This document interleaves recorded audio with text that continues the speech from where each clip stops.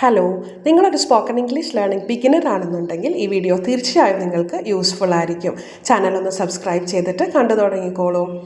ഈ ആഴ്ച അവസാനം എന്തെങ്കിലും പരിപാടി ഉണ്ടോ? ഈ ആഴ്ച അവസാനം എന്നുള്ളതിന് വീക്കെൻഡ് എന്ന് പറയും.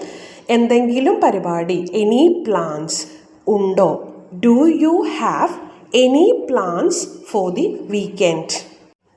നീ ഇന്ന് രാവിലെ പ്രാതൽ കഴിച്ചോ? അല്ലെ താങ്കൾ ഇന്ന് രാവിലെ പ്രാതൽ കഴിച്ചോ? പ്രാതൽ means breakfast. So did you eat breakfast this morning? Breakfast എന്ന് പറയരുത്, pronunciation should be like breakfast. So did you eat? നീ ഇന്ന് രാവിലെ കഴിച്ചോ എന്നാണ് ചോദിക്കുന്നത്. അതുകൊണ്ടാണ് ഡിഡ് യു, കഴിഞ്ഞു പോയൊരു സമയമാണ്, അതുകൊണ്ട് did you eat breakfast this morning? നീ ഇന്ന് എന്താണ് ചെയ്യുന്നത്? What are you doing today?